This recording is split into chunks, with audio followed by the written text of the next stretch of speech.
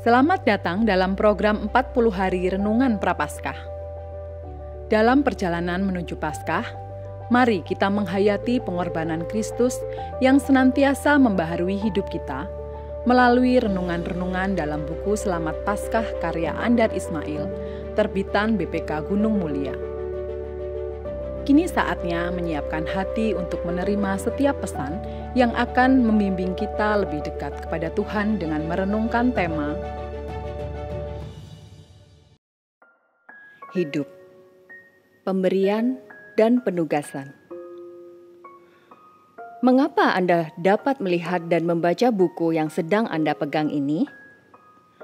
Karena ada cahaya atau terang. Ada cahaya matahari yang masuk, atau ada cahaya lampu.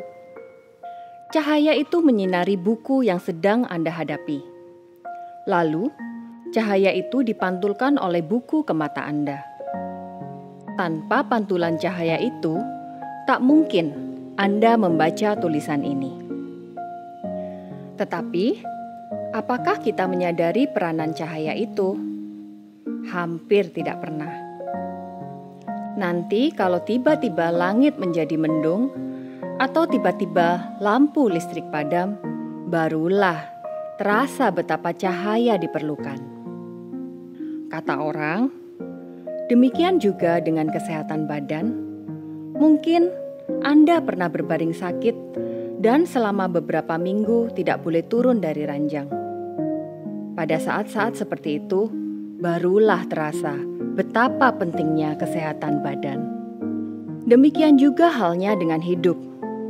Pernahkah kita merasa betapa pentingnya hidup? Agaknya jarang. Mengapa? Karena kita belum pernah mati. Kalau begitu, apa kita perlu mati dulu untuk bisa menghargai hidup? Yang betul saja. Memangnya mati itu seperti cuti yang bisa diatur selama 14 hari. Tetapi kita perlu mengubah sikap terhadap hidup. Selama ini kita terlalu menganggap hidup sebagai otomatis atau ada dengan sendirinya. Sama seperti kita menganggap bahwa sudah dengan sendirinya besok pagi kita akan bangun lagi.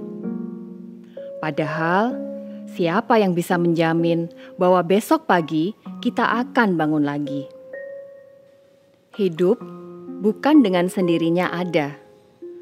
Ia ada karena diberikan oleh Tuhan. Ia ada karena diberikan setiap hari. Tiap pagi kembali Tuhan memberikan hidup kepada kita. Kalau kita melihat hidup dengan kacamata seperti itu, kita akan berterima kasih kepada Tuhan bahwa kita hidup dan merasakan betapa berharganya hidup ini. Tiap pagi dan tiap hari kerja akan kita awali dengan rasa gembira. Terima kasih, Tuhan memberikan lagi sebuah hari. Pernah saya mengikuti kebaktian Paskah yang istimewa. Kebaktian itu diadakan bukan di gedung gereja, melainkan di kuburan. Waktunya pukul 5 pagi, ketika hari masih gelap. Kami berdiri di sela-sela batu nisan. Dingin, gelap, sepi, dan seram mencekam. Nama orang yang terukir di batu nisan terbaca samar-samar. Nama-nama itu menjadikan saya engah. Saya belum mati. Kemudian, langit di sebelah timur sedikit demi sedikit mulai terang. Jika matahari terbit adalah tanda diberikannya suatu hari yang baru, maka kebangkitan Tuhan adalah tanda diberikannya suatu hidup yang baru. Pada saat-saat seperti itu, saya menyadari betapa berharganya hidup. Paskah memperdengarkan berita, hidup adalah pemberian. Tetapi bukan hanya pemberian, melainkan juga penugasan.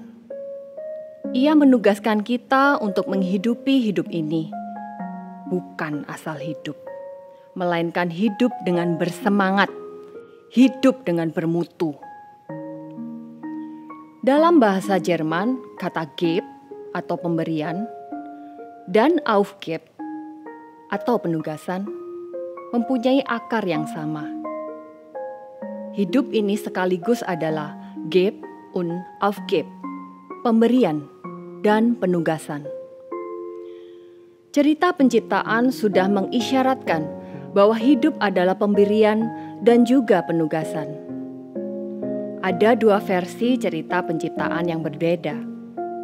Menurut versi pertama di Kejadian pasal 1 ayat 1 hingga pasal 2 ayat 4a, lelaki dan perempuan diciptakan bersama sesudah penciptaan hewan dan tanaman. Menurut versi kedua di Kejadian pasal 2 ayat 4b hingga ayat 24, lelaki dan perempuan diciptakan terpisah dan penciptaan lelaki terjadi sebelum hewan dan tanaman. Kedua versi itu berasal dari zaman berbeda.